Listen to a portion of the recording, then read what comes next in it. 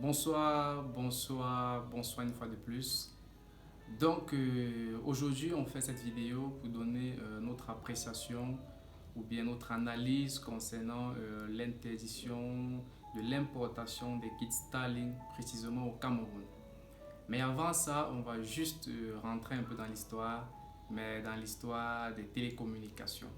Je note que on a déjà fait une vidéo sur notre chaîne YouTube où on expliquait ce que c'est qu'Internet et comment est-ce que la connexion Internet arrive au Cameroun.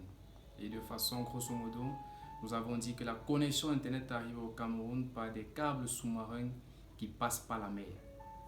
Alors, en 2014 précisément, il y a le câble WAX qui relie les Royaumes-Unis de l'Afrique du Sud.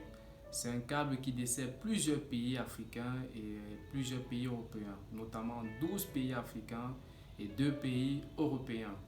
C'est un câble qui a été posé grâce à l'association de plusieurs opérateurs, parmi lesquels MTN. Et MTN a investi 90 millions de dollars pour la pose de ce câble.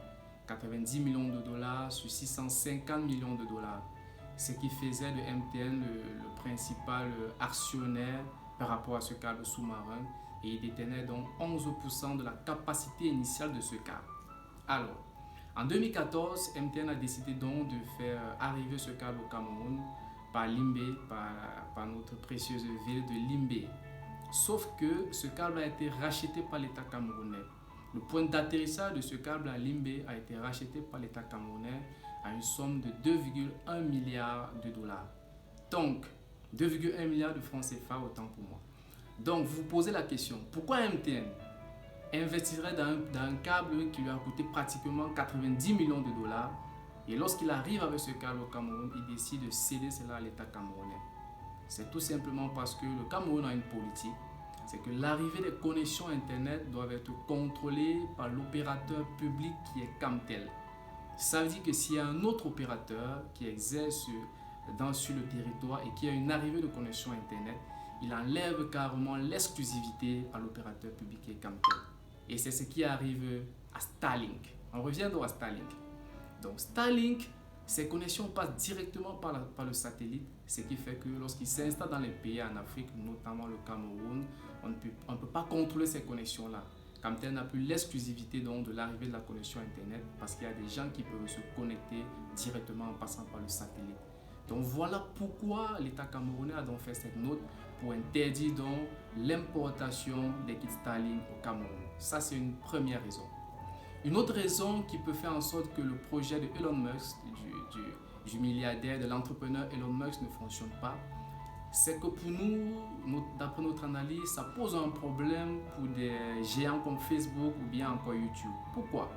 Tout simplement parce que lorsque vous surfez avec un kit Starlink, vous êtes localisé comme étant au Nigeria.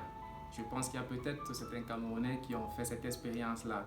Si vous avez un kit Starlink et que vous essayez de télécharger des applications 100% camerounais, vous êtes peut-être dans votre chambre à Bipanda, on va vous dire qu'il faut être au Cameroun pour télécharger cette application. Mais ne pensez pas que par la magie, Dieu a fait que vous revenez au Canada. Vous êtes bien au Cameroun, mais c'est juste que vous êtes géolocalisé comme étant au Nigeria. Et ça pose un problème pour les grands comme Facebook ou bien encore YouTube. Ça pose un problème pour pouvoir quantifier, pour pouvoir savoir quel nombre d'abonnés ils ont dans tel pays ou bien dans tel autre pays. Et également, on est d'accord qu'il y a plusieurs services qui utilisent la géolocalisation. Il y a plusieurs services publics comme privés qui utilisent la géolocalisation. Donc, s'il y a des personnes qui surfent partout dans l'Afrique et qui sont localisées comme étant au Nigeria, cela cause un problème. Voilà un autre souci avec les kits Starlink de Elon Musk.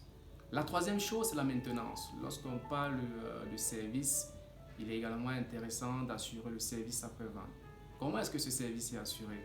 Il n'y a pas d'entreprise qui est spécialisée ou bien de technicien spécialisé dans l'installation ou bien encore dans la maintenance de ces kits-là. Donc voilà pour nous un troisième volet et voilà à peu près les 3 éléments qui peuvent faire en sorte que l'opérateur, si on peut l'appeler ainsi, l'opérateur Starlink ne prospère pas en Afrique et surtout au Cameroun. Merci, voilà notre analyse de la situation. C'était Yassine Kamdio. Bonsoir.